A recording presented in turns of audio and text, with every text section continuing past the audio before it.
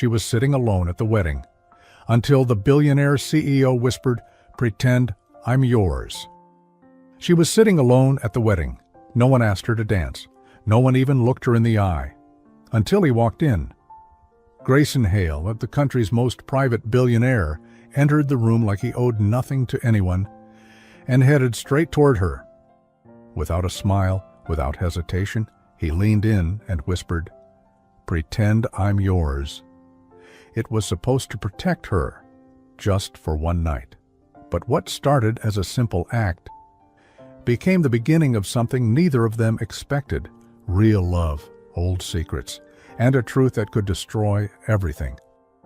Before we continue, if you enjoy touching and inspiring stories like this one, make sure to subscribe to the channel and leave a like. Now let's get back to the story. Everyone was looking through her, like she wasn't even there. Natalie Bishop sat alone at the very last table. Just to the left of the open bar were the scent of stale champagne mixed with overly sweet cake. She folded her hands in her lap, trying to look composed, even as her insides twisted. Across the grand ballroom, golden fairy lights twinkled above crystal centerpieces. Laughter rang out, echoing through marble walls. The kind of wedding where even the flower petals looked expensive, and yet no one had asked her to dance, not a word, not even a hello. They remembered her, of course. Natalie Bishop, that girl, the one whose engagement ended in whispers and headlines, the one who'd once been almost family to the groom. The seat she occupied wasn't even hers, technically. It was meant for +1, but she didn't have one. Her fingers grazed the edge of her marsala evening gown, smoothing a non-existent wrinkle. The fabric, soft and elegant, clung just enough to remind her she didn't belong here, not really. But she came anyway, to show her head was still high. And because she made a promise to herself, she would not run away from anything anymore. Still, as she sat watching the bride and groom sway in a perfect slow-motion waltz, Natalie couldn't help but feel painfully visible and completely invisible at the same time. Then it happened. The music faded. Light chatter returned, and a ripple, soft at first, then, like a current, swept through the guests. Heads turned, voices dropped. Natalie blinked toward the ballroom entrance. There, like he'd stepped out of a movie, was Grayson Hale. Sharp graphite suit, broad shoulders, collar crisp as if pressed by sunlight itself. His presence pulled attention like gravity. But it wasn't just how he looked, it was how he walked, calm, measured, like nothing could ever touch him. She knew him by reputation. Everyone did. Grayson Hale, the billionaire tech CEO who rarely appeared at events unless there was a merger, a cause, or a scandal. And weddings? Definitely not his scene. Natalie stiffened as he made eye contact. Wait, no, not just contact. He was walking straight toward her, her breath caught. There must be some mistake. Maybe someone behind her. She glanced over her shoulder. No one. And then he stopped right in front of her. Bent down slightly, just enough for only her to hear, and said the words that would change everything. "Pretend I'm yours." Natalie's eyes widened. "What?" "Just for tonight," he murmured, his voice low and calm, like a secret. "Smile at me, hold my hand if you can. I'll explain later." Her mind spun. Was this a prank? A dare? But Grayson Hale's face was serious, focused, and oddly gentle. "I'll sit down now," he added, pulling out the chair beside her and settling in like he belonged. "You can pretend you're furious with me if that makes it easier." Natalie stared at him, stunned. The tablecloth was ivory linen. The centerpiece, roses, calla lilies, and glittering crystals. Around them, people were definitely watching now. A couple walked by, whispering. Natalie blinked again. Why me? He turned slightly, finally meeting her gaze. His blue eyes held something, urgency, yes, but also curiosity. "Because you looked like someone who wouldn't make a scene." She almost laughed. "Lucky you." One side of his mouth twitched, almost a smile. "Do you mind terribly?" Natalie glanced around. Eyes followed them like radar. "If I say yes," she whispered, "I'll respect it, but they'll keep talking about you." He paused. "This way at least you'll have a mysterious man by your side." Another flicker of that not-quite smile. Natalie gave the faintest nod. And Grayson Hale, billionaire, enigma, complete stranger, reached for her hand under the table. His touch was warm, grounding. "Now," he said, his voice just above a breath, "let's give them something to chew on." By the time the waiters brought the main course, the whispers had transformed into something else entirely. Speculation. Guests at nearby tables stole glances while pretending to check their napkins. Natalie could almost hear the theories bouncing from mouth to mouth. "Isn't that Grayson Hale? Who's she? Weren't she and Carter engaged like a year ago? No, this must be someone new. Look at the way he's holding her hand." Natalie couldn't stop fidgeting. Her wine glass trembled when she lifted it, and she nearly knocked over the butter dish trying to grab her fork. Grayson, by contrast, was a statue of ease. He leaned back, swirling a glass of sparkling water, making polite eye contact with those who dared to greet him. He didn't explain, not to anyone, not to... He just stayed beside her, engaged in low conversation, his voice soothing and even. He asked her about her shoes. Those can't be comfortable, and how she ended up at table 12. When she said bad karma, he smiled for real. The ice started to crack. They talked about appetizers, about how the cake looked too pretty to eat, about how weddings made people act either too giddy or too drunk. And for the first time in a long time, Natalie felt seen. Then she saw him. Carter, her ex, the groom's brother, the one who broke the engagement without ever looking her in the eye. He stood across the room, arm around his new girlfriend, a woman who wore a dress Natalie had once tried on herself. He was staring, not at her, at them. Natalie felt her stomach flip. Grayson noticed. "Ex?" She nodded. He didn't say anything. Just placed his hand gently on her knee under the table, a quiet gesture, anchoring her back to the moment. Then he leaned in close, his lips near her ear, and said, "If it helps, I can kiss you next." Natalie's heart nearly stopped.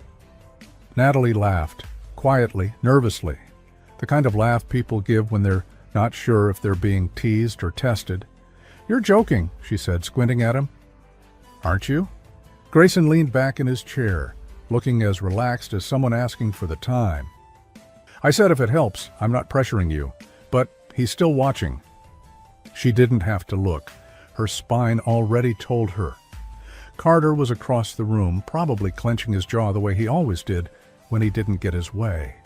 And his new fiancée, draped over his arm like a silk curtain, whispering something into his ear with too much performance.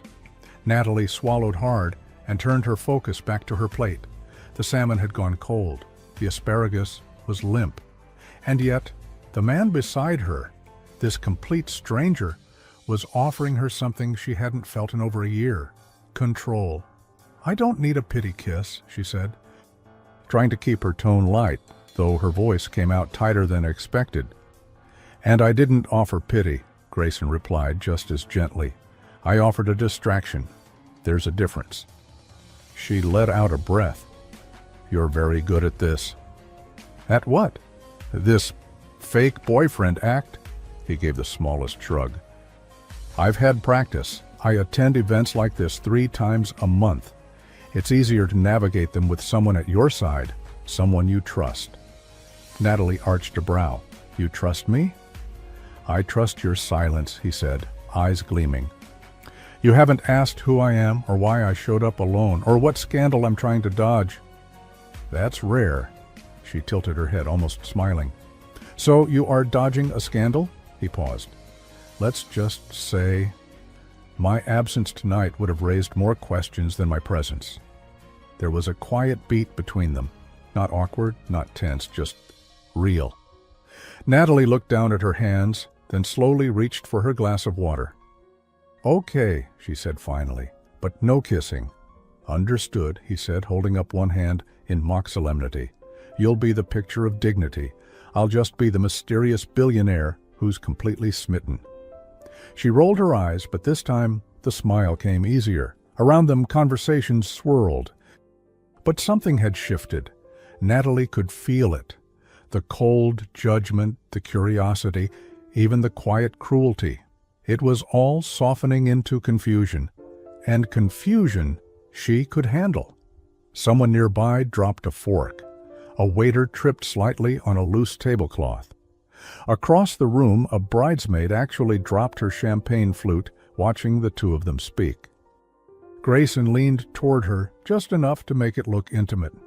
"Tell me something real," he said. Natalie blinked. "Real?"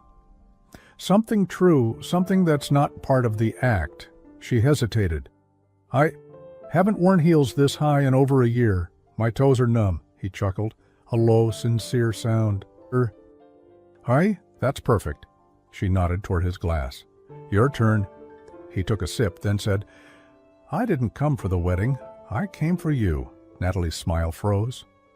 "Not romantically," he added quickly, sensing her tension. "I came because I knew you'd be here, and I thought maybe you wouldn't mind the company." She stared at him. "Do we know each other?" "Not yet." She opened her mouth to speak, but a loud clink, clink, clink interrupted. The sound of silverware tapping glass. The best man was standing. Speech time. Grayson leaned back, giving her space, but Natalie felt anything but relaxed. She couldn't focus on the words. Toasts blurred into each other, sentimental stories about childhood, laughter, tears. It all faded behind the pounding in her chest. Why had he really come? Was this some kind of game? A dare? A cruel joke Carter had put him up to? When the room applauded and glasses clinked again, Natalie found herself staring at her vintage handkerchief. It was peeking out of her purse, ivory linen with blue embroidery. Her grandmother's initials were still crisp on the corner. She used to say, "When you feel out of place, put something familiar in your hand. Even if it's just cloth, you'll remember who you are." Grayson must have noticed her eyes shift. "Is that yours?" he asked softly. She nodded. "My grandmother's. She used to carry it everywhere." "She sounds like someone worth knowing." "She was," Natalie said. "She taught me how to make lemon pie, and how to walk out of a room with my head high, even when people were whispering." He smiled again. And it was different this time, less polished, more real. Just then, a waiter arrived with a fresh bottle of wine. As he leaned across the table to pour it, his elbow knocked over a salt shaker. Reflexively, Natalie reached to catch it, and nearly dumped her own water in the process.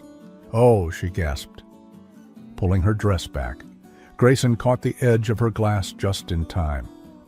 "Graceful as ever," she muttered, cheeks flushing. He leaned closer, teasing.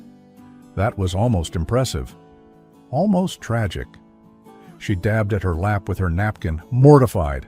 But when she glanced up, she saw him watching her, not with judgment, but amusement, even admiration. Before she could say anything, another presence loomed beside the table. "Excuse me." Natalie turned, and there he was, Carter. Up close he looked tense, too tan, too polished. The smirk on his lips didn't reach his eyes. "I hope I'm not interrupting anything," he said. Though the intent was obvious, Grayson didn't move. He just rested an arm along the back of Natalie's chair, not possessively, but comfortably. "You are," he said, with polite finality. Carter blinked. Natalie's pulse jumped. "I just wanted to say hello," Carter said, ignoring Grayson now. His eyes found Natalie's. "You look different." She tilted her head. "I guess heartbreak will do that." The air snapped. Grayson's expression didn't change, but Natalie felt his hand tighten slightly on her shoulder, protective, not controlling. Then Carter leaned in, lowering his voice. "You don't know who you're sitting with." Natalie stared at him, frowning, and then Carter said quietly, "He's not here by accident." The words hung in the air like smoke from a candle just blown out. He's not here by accident. Natalie's throat went dry. Carter was still standing beside their table, his hand now in his pocket, the way he always did when he was bluffing. Pretending to be in control, but his jaw was too tight, and there was something about the glint in his eyes that made her stomach twist. Grayson didn't flinch. "If you're done," he said coolly, "I believe you were expected near the dance floor." Carter didn't move. His eyes stayed locked on Natalie's. "Just be careful, Nat. Not everyone wants you for the right reasons." She felt heat rise in her chest, but not from embarrassment, from anger. She'd stayed quiet at first, for dignity, for the sake of peace. But now it felt like a lifetime of silence was itching to break loose. "I'll keep that in mind," she said. Voice steady. "Though coming from you, that's rich." Carter's smirk faltered, just slightly, before he turned and walked away. His fiancée watching from a distance, her expression unreadable. Natalie exhaled, trying to release the pressure in her shoulders. Grayson stayed quiet, giving her space. His hand slipped from the back of her chair, resting once again beside his plate. And yet, the tension between them didn't fade. It simply shifted into something quieter, closer. She turned to him. What did he mean? Grayson met her eyes. No smile this time. He meant to rattle you. But was he right? He didn't look away. "I came here for a reason, but not to hurt you." Her pulse thudded louder. Then why? Grayson looked down for a second, his fingertips brushing the rim of his water glass. "Because a year ago," he said, "I watched a woman get dragged through the tabloids for a breakup she didn't cause. Because I read headlines about you that didn't match the person I saw in interviews, in charity spotlights, in the articles you edited, and because I know what it's like to be publicly punished for something private." Natalie blinked. "I came," he continued, "because I knew you'd be here, surrounded by people who already made up their minds about you, and I didn't want you to be alone in it." She was stunned. Speechless even. It wasn't flattery, it wasn't charm, it was kindness, that rare kind that asks for nothing in return. "You came to rescue me?" she asked, half joking, trying to swallow the lump rising in her throat. "No," he said softly. "I came so you didn't have to rescue yourself." And there it was, the line she'd never expected to hear. The thing that cracked something deep inside her. No one had ever said that to her before. They sat in silence for a moment. Around them, the room was shifting into its next phase. Desserts being served, couples starting to drift toward the dance floor. A Sinatra song played in the background. Golden and soft. Grayson reached for a fork, pointed toward her plate. "Are you going to eat your cake?" She blinked. "What? It's chocolate. It looks expensive. I'm not above stealing." A laugh escaped her. Unexpected. Light. A little teary. "I was saving it," she said, nudging her plate toward him. "But go ahead. Just don't take all the frosting," he grinned. "Now that's a serious request." They shared the cake between soft laughter and little bites, both pretending, just for a moment, that they weren't the center of whispered conversations all around. Then, in the middle of the sugar and silk and string lights, Grayson reached into his jacket pocket and pulled out something small, a folded envelope, cream-colored, thick paper. He set it gently on the table between them. "What's that?" she asked. He hesitated. "A letter." "To me?" He nodded. Her fingers hovered over it, but didn't touch. "Why didn't you give it to me earlier?" "Because I wasn't sure how tonight would go. I still don't know if giving it to you now is the right thing, but I want you to have it." She stared at it, her chest rising and falling more quickly now. "What's inside?" "Something you deserve to know." Natalie reached out, but just as her fingertips touched the envelope, someone's voice rang out behind them. "Natalie?" It was Aunt Denise, in a lavender gown, holding a slice of cake and wearing an expression of barely concealed disapproval. "Can I borrow you for just a moment, dear?" she asked, all smiles for Grayson. "We need you for a photo with the bride's side." Natalie hesitated, glancing back at Grayson. Then at the envelope still resting on the table, he gave her the smallest nod. "I'll wait," he said. She stood slowly, smoothing her dress, trying to mask the nerves crawling across her skin. As she walked with Aunt Denise, flashes went off from across the ballroom. A photographer directed guests into rows, and Natalie was pulled into a group hug by two cousins who hadn't said a word to her all night. It was all too bright, too fake. Still, she smiled, because that's what she'd learned to do. But when she finally turned back to the table, Grayson was gone, and the envelope nowhere to be seen. He was gone. No note, no envelope, not even the lingering warmth from where he had been sitting. Natalie stood motionless by the table, her hands slightly raised as if still holding onto something that wasn't there. The music continued, a jazzy number now, something light and ironic, but it felt like the ballroom had emptied of air. She scanned the room. Guests milled about. A bridesmaid was laughing too loudly by the dessert bar. A groomsman dipped a toddler in a mock tango. But Grayson Hale was nowhere to be seen. Had she imagined the whole thing?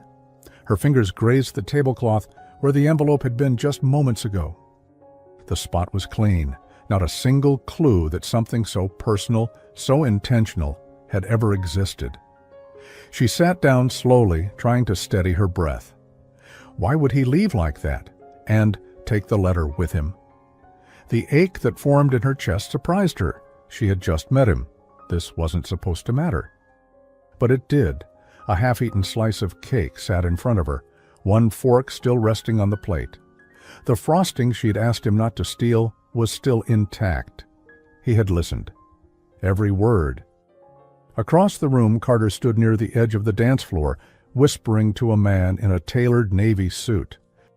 Every few seconds, Carter would glance toward her, his brows pulled together in barely masked annoyance. Good. Let him wonder. Natalie picked up her water glass and took a slow sip.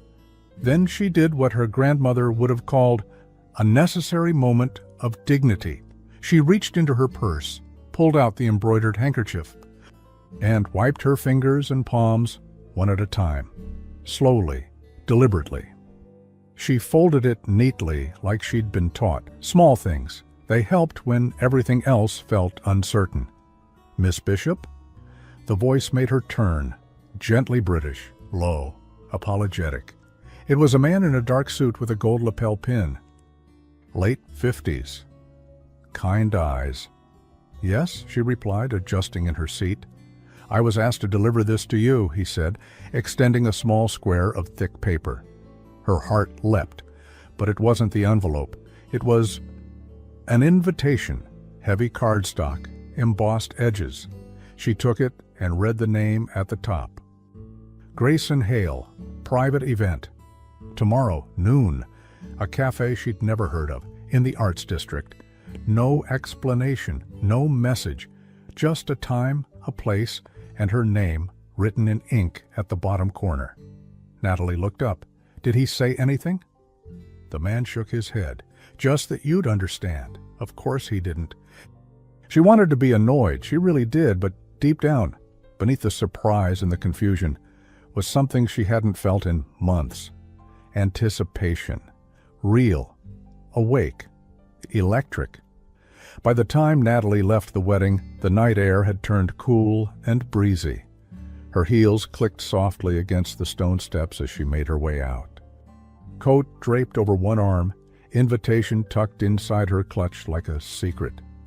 Outside, a valet opened the door of the town car that had dropped her off earlier. She stepped in, settled against the seat, and finally let her shoulders drop. The silence was comforting. The driver pulled away.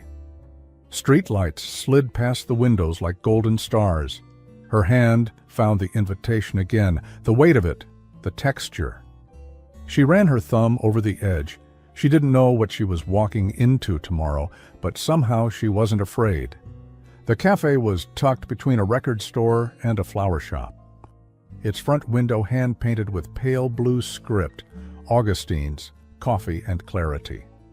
It was the kind of place that looked like it belonged in a storybook. Outdoor tables with mismatched chairs, a chalkboard sign that read, "Today's special, lemon pie and apologies." Natalie smiled at that. She stepped inside. The little bell above the door chiming like wind chimes. The scent of roasted espresso beans and warm pastry filled the air instantly. A waitress glanced up from behind the counter. "Miss Bishop?" "Yes." "He's in the back corner." Natalie followed her gaze, and there he was. Grayson sat at a small round table near a window, in a soft gray sweater and black slacks, looking far more human than the sculpted CEO from the wedding. His hair wasn't slicked back this time. It fell slightly over his forehead, just enough to make him look boyish. He stood when he saw her, pulling out her chair like it was second nature. "I was beginning to think you wouldn't come," he said. Not as a tease, but as a quiet truth. "I almost didn't," she replied honestly, taking a seat. "But curiosity's never been my strong suit." He nodded, lips curving just slightly. There was a pause, not awkward, but thick with unspoken thoughts. Then Grayson reached into the canvas bag at his side and pulled out the envelope. "Same one, same paper." He set it down in front of her, but this time he didn't push it across the table. "I owe you an explanation," he said, folding his hands, "and a choice." Natalie stared at the envelope. "What's inside?" "My past, the part of it that makes people leave." She looked up. His eyes were steady, serious, but not defensive. "Why me?" she asked. "Why tell me?" Grayson hesitated. "Because I don't want to pretend anymore, not even for one night." She reached for the envelope, slowly this time, picked it up. "I want to read it," she said. "But not here." He nodded. "I didn't think you would." She stood, slipping the letter into her bag. For a second she thought that would be the end, that she'd leave and the mystery would be hers to carry home. But just as she turned to go, Grayson said softly, "Natalie, I think I met you long before last night." Natalie froze. Her hand still rested on the strap of her purse. The envelope tucked safely inside. The hum of the cafe felt like it dulled for a moment. The clink of mugs, the soft jazz playing overhead, all distant now. She turned slowly. "What did you say?" Grayson didn't stand. He didn't lean forward dramatically or make it sound like a line from a movie. He simply repeated, calmly, "I think we met before. You wouldn't remember, but I do." Natalie's heart gave a quick, confused beat. "Where?" "A charity event," he said. 3 years ago, you were speaking on behalf of a children's literacy program. You read from one of your grandmother's favorite books, Anne of Green Gables. I think." She blinked. "That was a small event. Just a few donors. I don't remember any press there." "There wasn't," he said. "I wasn't invited. I was there to meet someone, a business contact who never showed up, but I stayed anyway. You were sitting in the corner before it started, cross-legged, eating mini pretzels like it was your last meal." Natalie stared at him, stunned. "You wore glasses," he added, smiling slightly. "Not the delicate ones, the thick black frames. You took them off before you went up to speak, and your voice shook through the whole first page." Her mouth parted, but no words came out. "You said you weren't a public speaker," he continued, "but that you were doing it because your grandmother would have told you to stand tall, even when your knees won't." That was almost exactly what she'd said, word for word.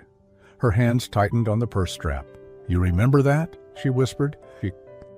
"I remember thinking, you weren't trying to impress anyone.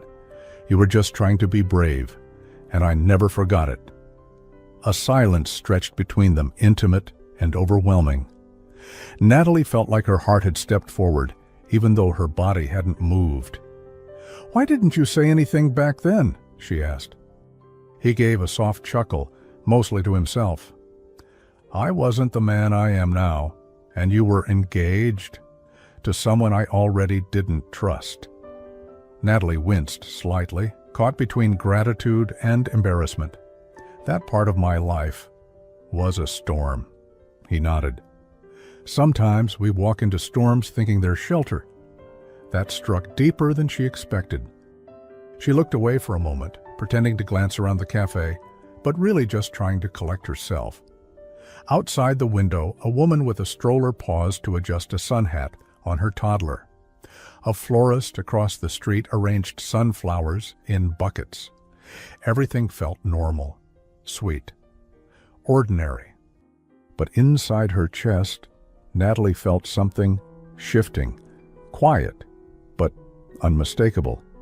"You know," she said softly, turning back to him, "you're very good at disappearing." He looked down, a trace of guilt in his expression.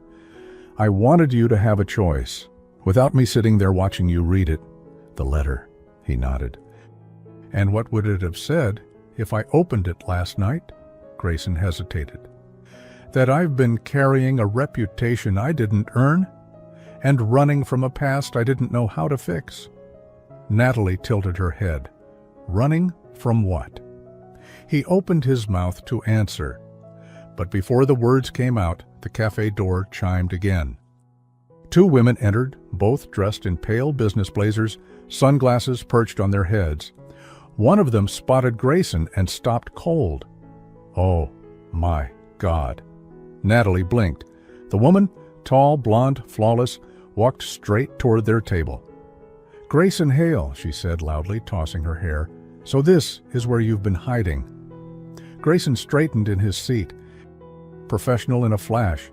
"Marissa, I didn't expect—" "You never expect," she cut in, smiling too brightly, "and yet somehow you always land on your feet."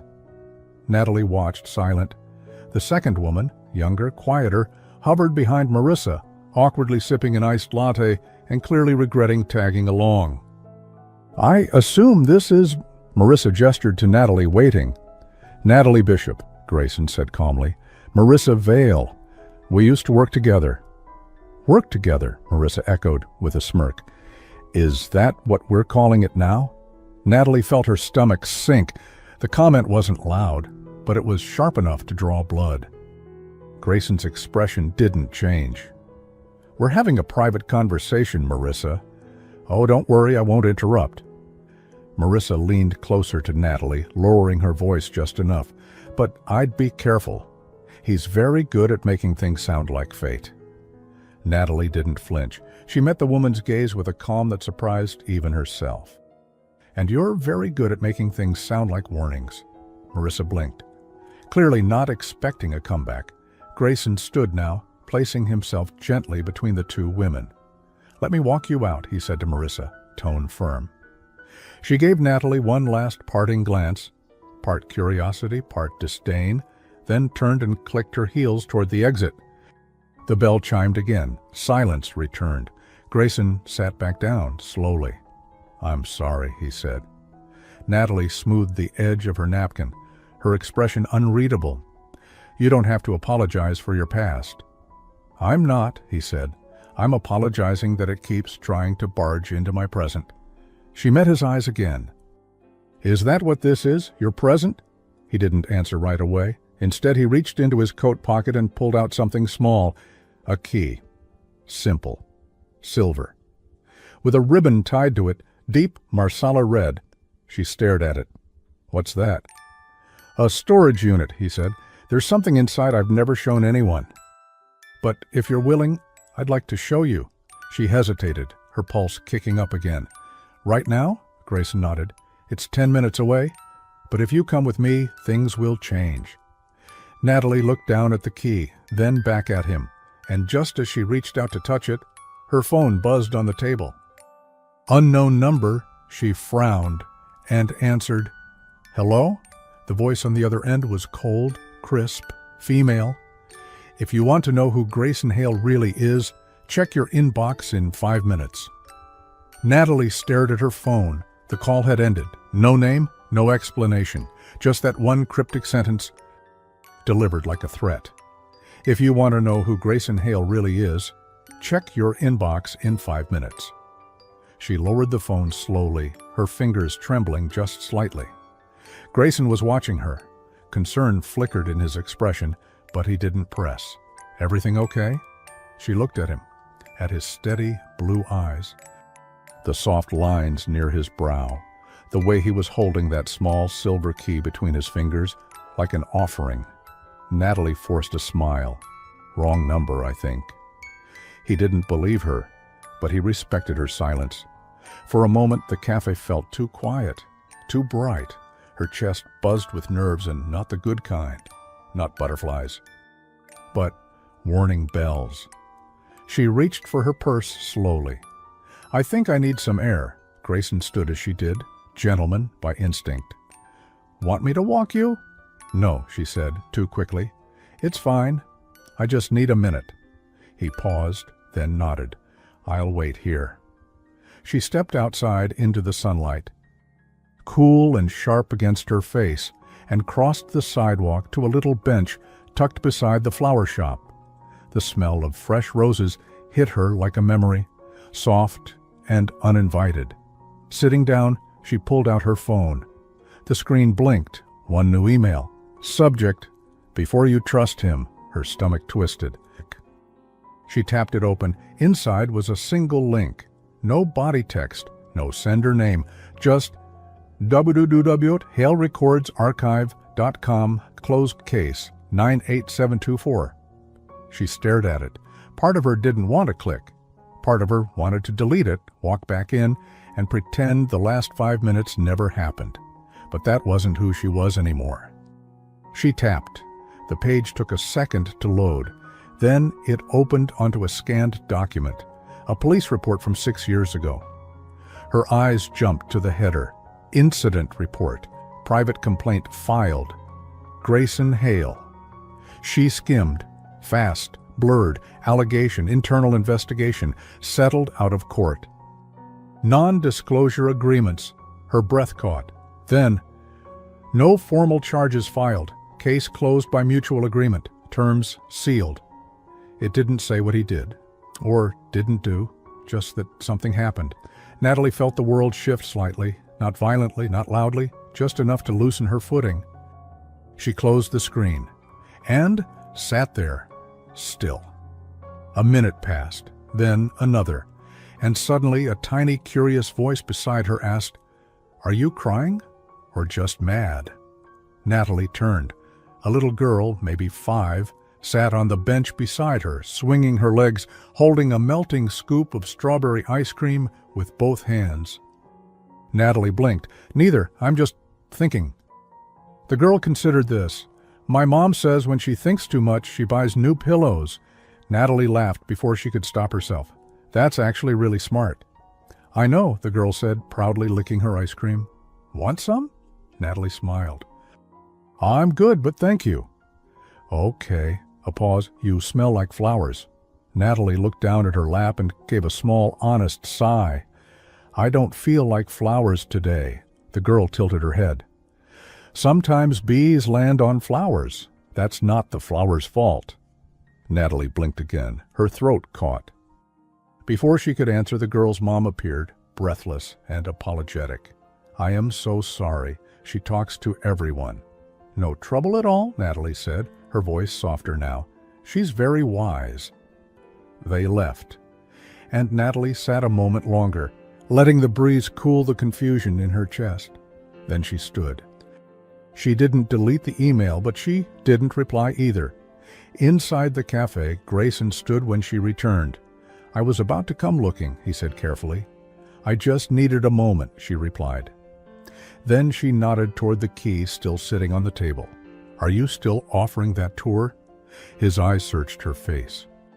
Are you sure? She picked up the key. No, but I want to be.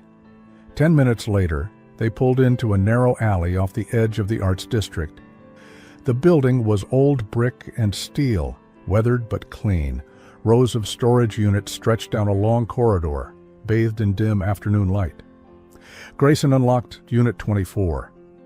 It creaked open slowly, revealing books, hundreds of them, old, new, worn paperbacks stacked in rows, first editions wrapped in plastic, children's stories, philosophy, cookbooks, travel guides. Some were stacked neatly, others resting in half-open boxes. Natalie stepped inside, stunned. "You're a collector?" she asked. "Not officially," he said, trailing behind her. "These are books from shelters, school libraries, closures, places people forgot." She turned to him. "I buy them by the lot," he continued, "then donate them back to community spaces, women's shelters, youth centers, anywhere they're needed." Natalie's throat tightened. "Why don't you tell people this?" He looked down. "Because people don't believe in quiet stories anymore. They only listen when there's noise." She stared at the books again, and something broke softly inside her, not in pain, in recognition. On a nearby shelf, she spotted one she knew instantly, Anne of Green Gables, dog-eared, faded cover. She pulled it gently from the shelf. "This was hers," she said. Grayson looked up. "Your grandmother's?" Natalie nodded. "She gave me her copy when I moved out on my own. Same edition, same gold spine." He watched her for a long second. "I didn't do this to impress you," he said. "I know. I just needed you to see this before you made a decision." Natalie turned, holding the book against her chest. "I already did." Grayson's eyes flickered. "You did?" "I want to trust you," she said, voice low. "I'm just not sure yet if I should." He stepped forward, not closing the space completely. "Then ask me anything," she nodded, and asked, "What happened 6 years ago?" Grayson's expression didn't change, but he said nothing, not at first. Then, slowly, "I made a mistake." The words sat heavy in the air between boxes of forgotten books and a woman who had been burned before. Natalie didn't speak right away. Grayson stood across from her, his posture tall but no longer guarded. The man who once filled an entire ballroom with quiet power now seemed smaller, still strong, but not invincible. "What kind of mistake?" she asked carefully. He hesitated. Not the kind of hesitation that hides, the kind that chooses the right words out of respect. "I trusted the wrong people," he said. "Let them run a division of my company while I focused on a partnership overseas. There were complaints about how they were treating employees. I dismissed them too quickly, too privately." Natalie watched him. "You didn't defend them publicly." "I defended the company publicly. I thought keeping things quiet would protect people's reputations. But in the end, it just made me look guilty by association." A pause. "I didn't act fast enough. And when I finally stepped in, it was too late. People had been hurt." He sat down on a wooden crate and rested his elbows on his knees. "There was one employee in particular," he continued. "She filed a complaint. Legitimate. She didn't want money. She just wanted someone to say, 'What happened to you mattered.' But by the time I got involved, she was already gone."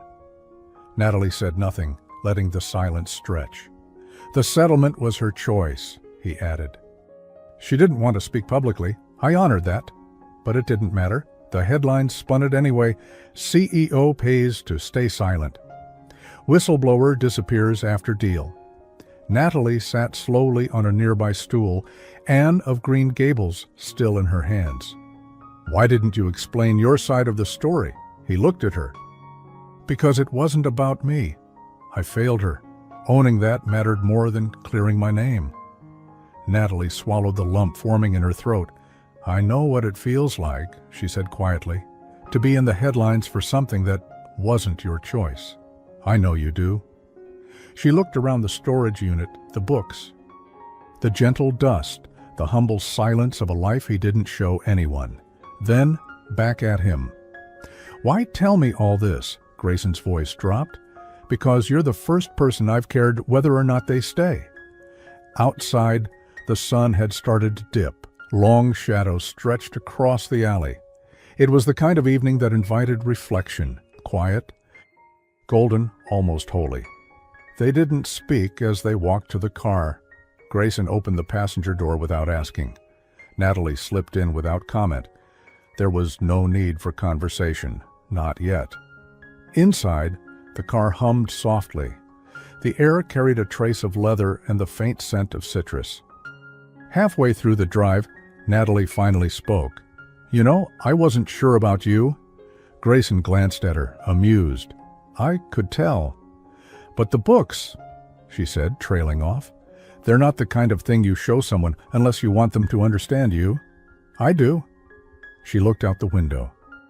"Well, I want to believe you, I just—" "You're afraid," he finished gently. Natalie nodded. "It took me a long time to put myself back together. I don't want to fall for someone who disappears when things get complicated." He looked over. "I don't disappear. Not anymore." A soft beat of silence. "You disappeared at the wedding," she added. Raising an eyebrow, he laughed, and it broke the tension like glass cracking just enough to let light through. "Okay, fair." She smiled despite herself. They pulled up to her building, a classic stone exterior with ivy around the edges and a blue-painted front door, cozy, grounded. Grayson walked her to the entrance. The street was quiet. A dog barked in the distance. The city had settled into its evening rhythm. At the door, she turned to him. "Thank you for showing me the books." He nodded. "Thank you for not walking away." She hesitated, then said, "You never actually told me why you came to the wedding." "I told you," he said. "To keep you from being alone." Natalie shook her head, smiling slightly. "You don't crash weddings for strangers. Even mysterious billionaires don't go that far." He was quiet for a moment. Then he reached into his pocket and pulled out something unexpected. A photograph, old, slightly bent, black and white. It was a photo of Natalie, younger, maybe 18, standing beside her grandmother in front of a small bookstore. Her hair was pulled into a loose braid and she was laughing. Behind them, a hand-painted sign read, "The Bishop Book Nook." Natalie gasped. "Where did you get this?" "I found it years ago," he said. "When your story hit the papers, after the breakup, I recognized your name from the photo. I kept it. I don't know why." She touched the edge of the photo gently, stunned. "That store closed right after she passed. This is the only copy I've ever seen." "I went there once," he said, "before it shut down. Your grandmother gave me a copy of To Kill a Mockingbird and told me, 'Everyone needs one book that reminds them how to be good.'" Natalie's eyes filled, and she looked up at him, truly seeing him. "I think she liked you," she said, voice thick. "I think I needed that," he replied. She held the photo to her chest. And for a second, one suspended sacred breath, they just stood there, not touching, not kissing, just present, together. Then her phone buzzed again. This time it was a text from her mother. "Saw the picture online. What's going on with you and Grayson Hale?" Natalie blinked. She opened her browser. The photo was already circulating. Her and Grayson at the wedding, seated close, hands almost touching, his arm around the back of her chair. The headline read, "Mystery Woman at Society Wedding, Billionaire Grayson Hale's New Flame." She looked up at him. He was already scrolling through his phone. "They know," she said. He nodded. "They always do." Natalie stood on her doorstep, holding the photo in one hand and her buzzing phone in the other, caught in a surreal moment that felt more like a movie scene than real life. Her face, her name, splashed across gossip blogs and social media feeds like a character in a story she didn't ask to be part of. Mystery Woman, as if she didn't have a name, as if she didn't have a history, as if she hadn't already survived one public heartbreak. Grayson stood beside her, scrolling through his own phone, his expression unreadable, calm, too calm. She finally spoke. "How does something leak that fast?" He didn't look up. "On one wedding, 200 phones, one person with a motive. That's all it takes." Natalie's thoughts jumped straight to Carter. "Do you think it was him?" Grayson gave the faintest nod. "Wouldn't be the first time someone tried to control the story." She exhaled. Her fingers were tightening around her phone. "Old habit." When the press came for her after her broken engagement, she didn't speak, not once. No statement, no scandalous interview, just silence, dignity. And what did that get her? Misquotes, rumors, a scarlet letter she hadn't sewn herself. She wasn't the same girl anymore. This time she wouldn't hide. "I'm going to post something," she said. Grayson looked at her, surprised. "Are you sure?" She met his gaze, steady. "You're not the only one tired of being rewritten."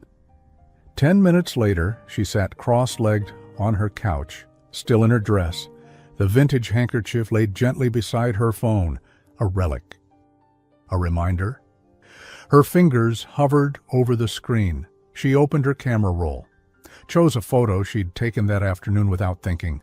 Grayson, standing in front of the bookshelf in the storage unit, running his fingers along the spine of a children's book with a quiet kind of reverence. She didn't caption it, just posted it, let the photo speak. Then she typed a second post, this time with a picture of Anne of Green Gables sitting on her lap. Her caption read, "When someone shows you who they really are, pay attention, not to the headlines, to the quiet things, the things that don't need applause." By the time she pressed post, her hands had stopped shaking. Grayson, sitting across from her now with a cup of tea in hand, watched her with something like pride. "That was brave," he said. She smiled. "Or really naive." "I like naive." Natalie raised an eyebrow. "You like risk." He laughed into his tea. "Touché." The next day brought chaos. Natalie woke to her phone vibrating endlessly on the nightstand. Missed calls, messages, mentions. The photo she posted had been picked up by major news sites. Grayson Hale's bookstore girl speaks without saying a word. From broken engagement to billionaire romance, even her co-workers had chimed in. One text read, "You have a type, and it's terrifyingly rich." Another, "Tell me this is real so I can forgive your silent exit from the wedding buffet." Natalie groaned and buried her face in her pillow. By noon, she had to escape the screen, so she went to the only place that still felt untouched, the Bishop Book Nook, the now-closed bookstore her grandmother had once run. It was dusty and quiet, still owned by the family, but unused for years. No signage anymore. Just an old key she kept on her chain, and memories stitched into the walls. She unlocked the front door. The air inside smelled like aged paper and old wood. Familiar, steady. She wandered past the empty shelves, past the fingers grazing the spots where bestsellers used to sit, where children once gathered for Saturday story hour. She sat in the back corner, her grandmother's favorite spot, and let her breathing slow. This was her anchor. She didn't notice the knock on the glass at first, but then she looked up and saw Grayson, holding 2 coffees and a paper bag with the words "lemon scones as requested" scrawled on it. She opened the door and gave him a tired smile. "You're brave," she said, letting him in. "I brought bribes," he replied, handing over the bag.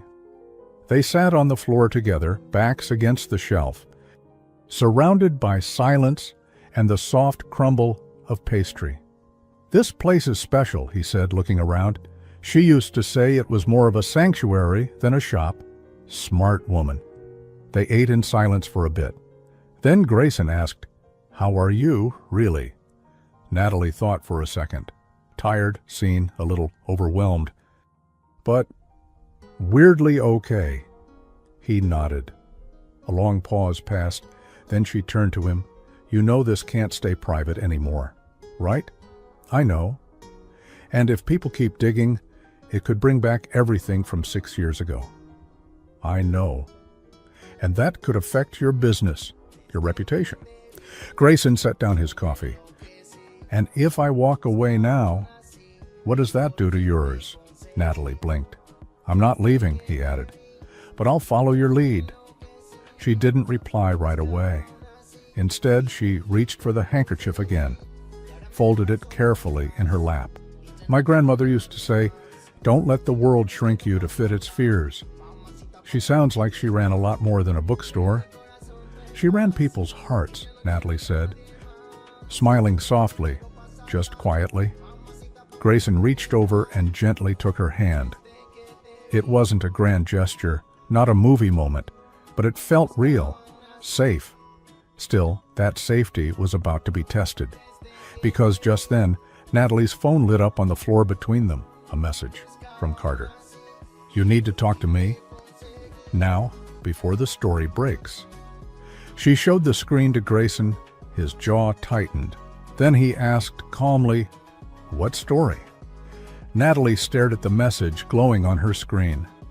"You need to talk to me now, before the story breaks." Her first instinct was to ignore it. After everything Carter had done, the betrayal, the cowardice, the whispers. He didn't get to demand her attention now. But something about the wording stopped her. It wasn't dramatic. It wasn't smug. It sounded afraid. Grayson leaned closer, reading the message over her shoulder. "Do you think it's about me?" "I don't know," she said.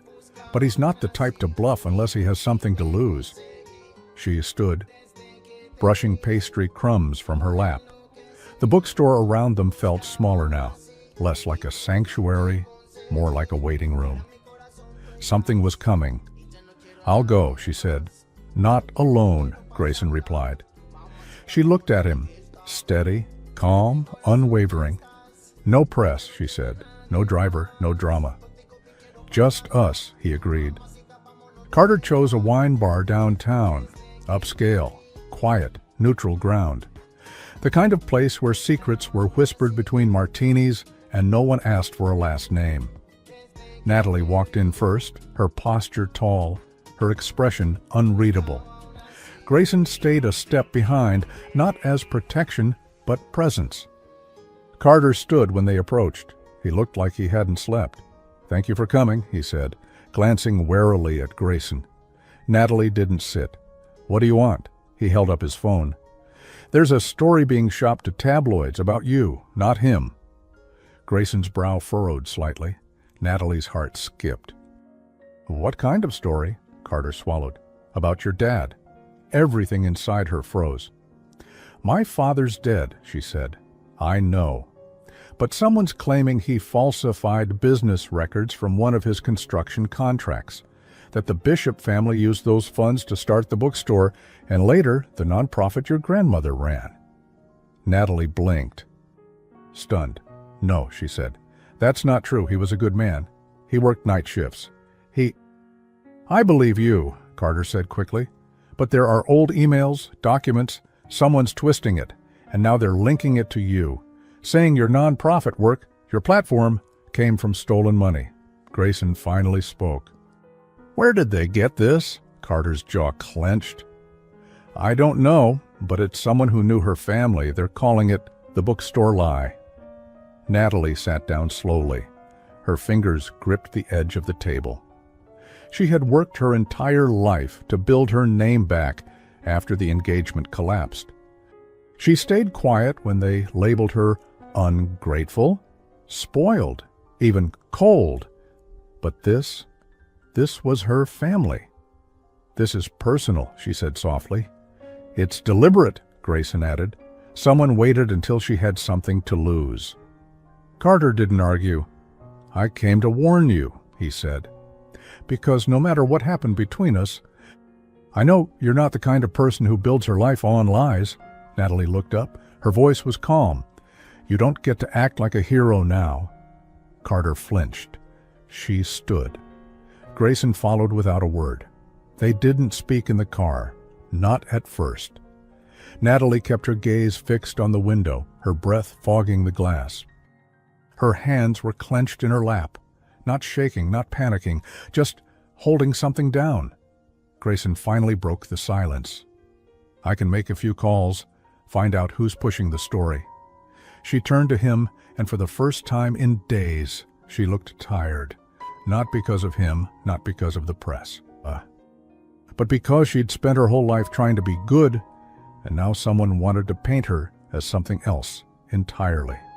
"I don't want to hide," she said, "but I don't want to fight a ghost either." "We don't have to fight," Grayson replied.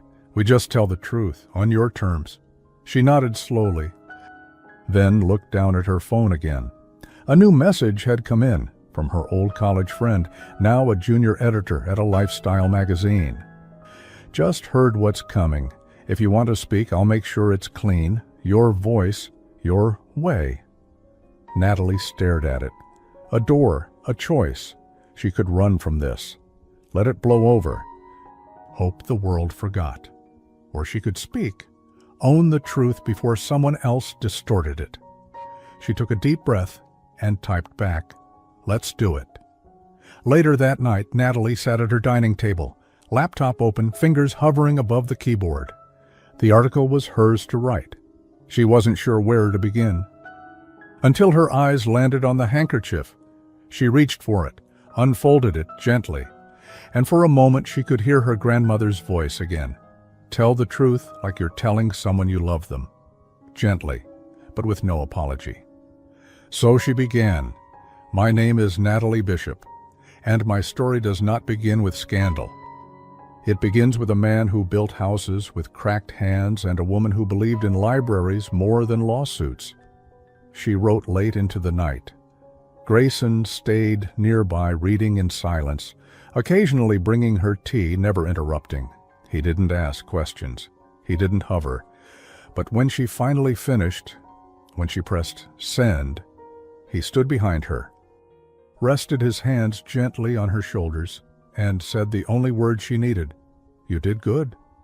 She leaned her head back against him, letting the weight of the last few hours sink into something softer. "You think it'll work?" she asked. "I think truth has a way of finding its place," Natalie exhaled.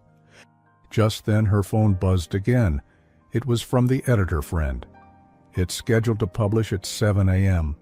And below that, but heads up, someone else just dropped a story too. Same time slot, competing headline. Natalie scrolled. The headline read, Grayson Hale's private past, who he tried to protect, and what it cost him. She turned to him, stunned. "Did you?" But Grayson was already checking his own phone. His eyes widened just slightly. "I didn't authorize this." Natalie's stomach sank. "Then who did?" Natalie held her phone tightly as she read the headline again. Grayson Hale's private past, who he tried to protect. And what it cost him. It wasn't just about him. It wasn't rumor. It was detailed, specific, names, dates, settlements, boardroom decisions, and most of all, Grayson's role in shielding an employee's privacy, even when it meant destroying his own. The article didn't spin him as a villain, but it painted him as a man who'd made choices with consequences. Real ones, the kind that leave bruises beneath a flawless suit. Natalie looked up at him. "Are you sure you didn't authorize this?" Grayson was still standing behind her, eyes scanning his own phone. He looked calm, but there was something cold in his gaze, focused. "I never spoke to a journalist," he said. "Not even anonymously, but someone in my circle might have." "Why would they now?" His jaw clenched. "Because they think you're a liability."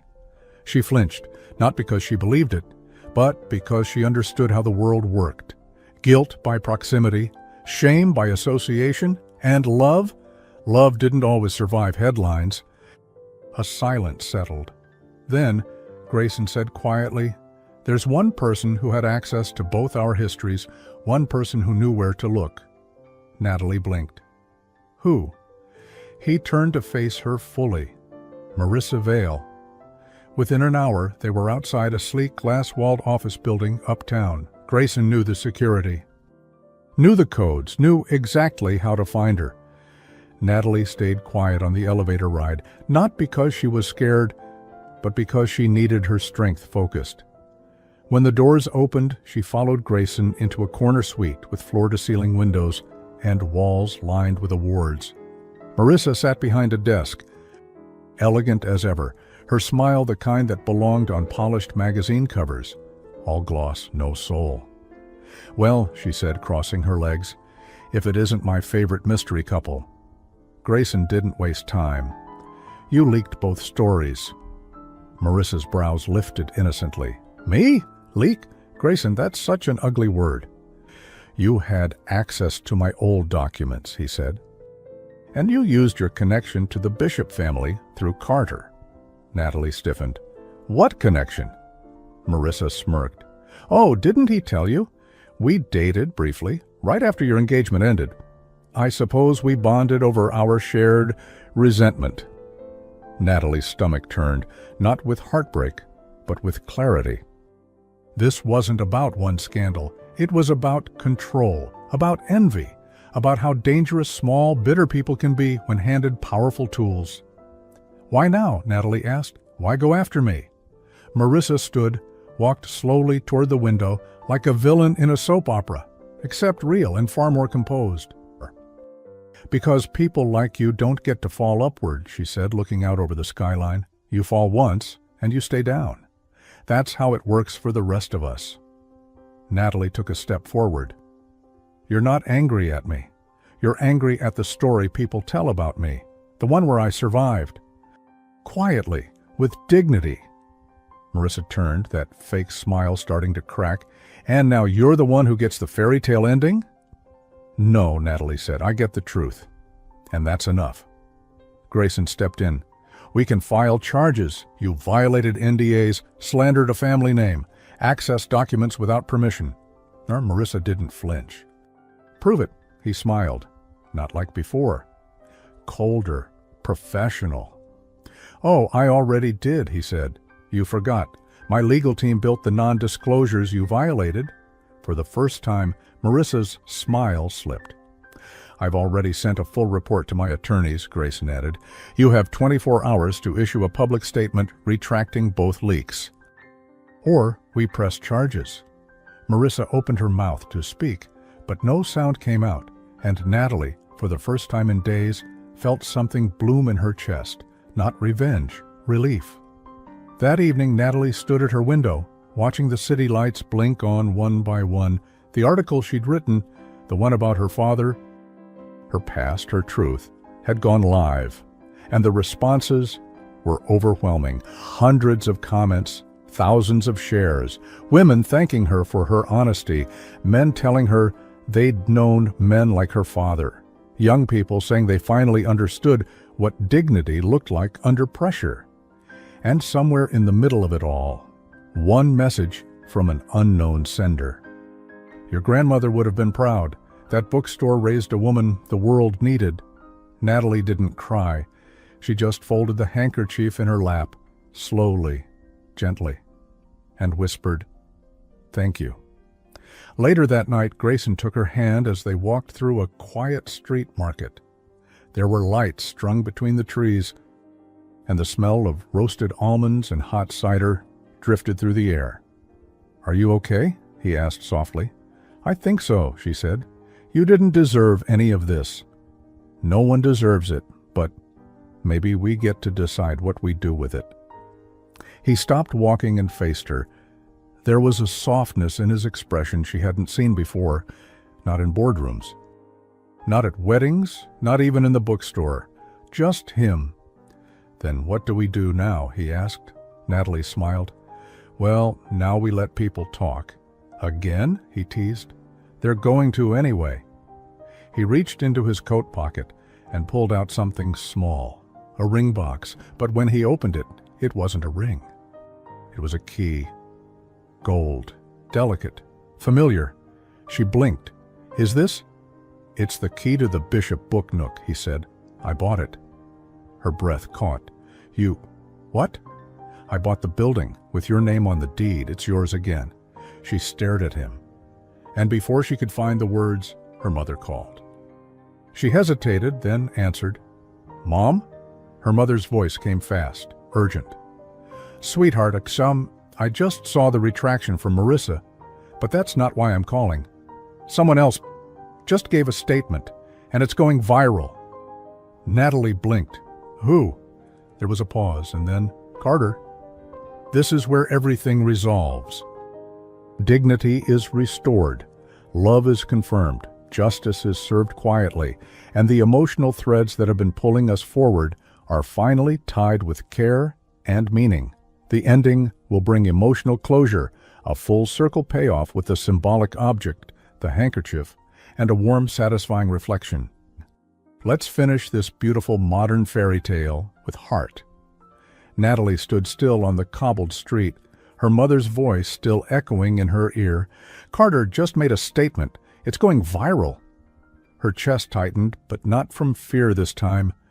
Just readiness.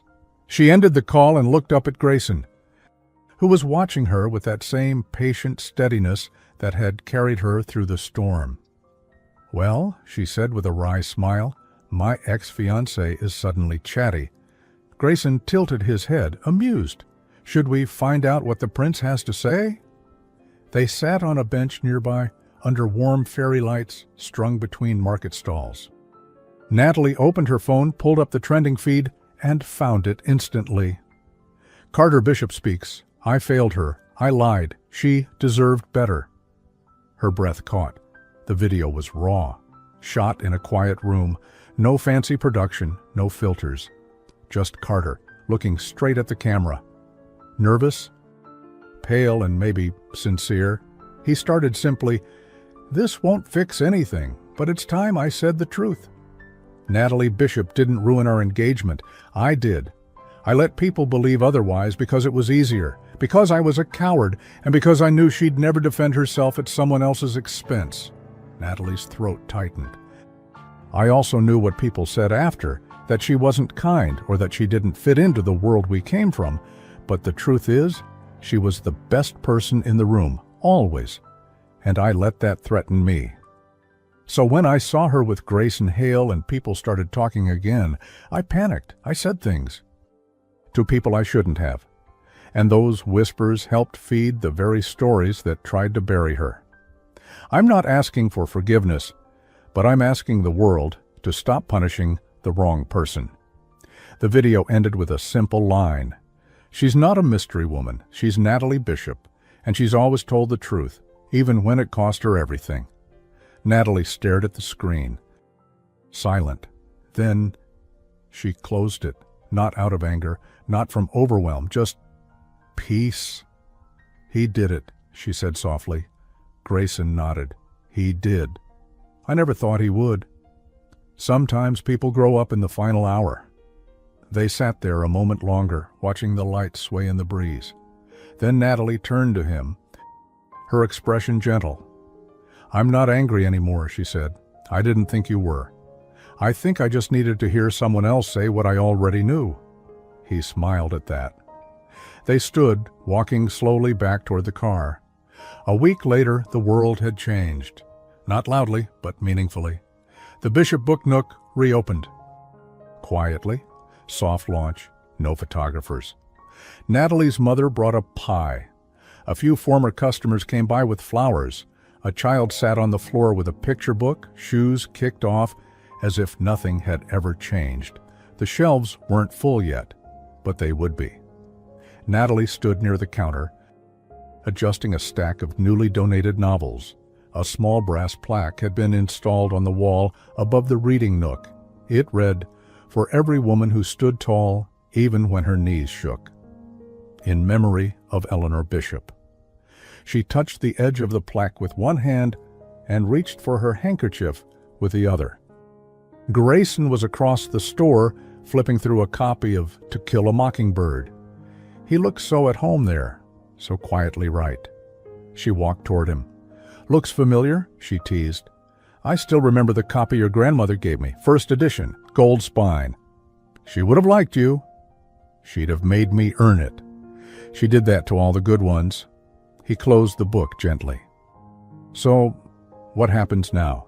Natalie thought for a moment. "Well, the store will grow," she said. "We'll host children's readings, maybe a small book club for the over 50 crowd who bring their own wine." He laughed. "That sounds dangerously wholesome, maybe, but I think I'm ready for that." He nodded slowly. Then looked at her. Really looked. "You've changed me, Natalie." She blinked, caught off guard. "What?" "You showed me that some stories are better lived than rewritten, that not every truth has to come with a press release." She smiled, warmth rising in her chest. "You were always that person. You just stopped letting people see him." I let myself forget he existed, he said, until you reminded me. They stood there, surrounded by books and quiet and the soft hum of a new beginning, and then he pulled something from his coat pocket, a small folded piece of paper. Natalie raised an eyebrow. Is that— No, the letter, he said, offering it to her at last. The one I never gave you. She took it slowly, unfolded it. Inside, handwritten in his neat, careful script, were just 2 lines. If I ever get a second chance with someone who sees through all of it, I'll spend the rest of my life giving her reasons to stay. She folded the letter again, carefully, and tucked it beside her grandmother's handkerchief. Then she looked at him and nodded. The sun was beginning to set behind the bookstore's front windows, golden light pouring in across the floor. Grayson took Natalie's hand, not as a gesture, not as a statement, just as something that already felt permanent. They stood together watching the last customer of the day leave, a little girl holding a picture book and humming to herself. Natalie turned to Grayson, smiled, and whispered, "Let's go home." And for the first time in years, home didn't mean a place. It meant a person. The end. Would you forgive someone who once stayed silent if they came back to speak the truth? Tell me in the comments. And if this story moved you, give it a like, share it with someone who needs hope, and tell us what part touched your heart the most, and rate this story from 0 to 10 in the comments. I'd love to know how it made you feel. You matter, your voice matters, and your presence here means more than you know. Thanks for watching. See you in the next story.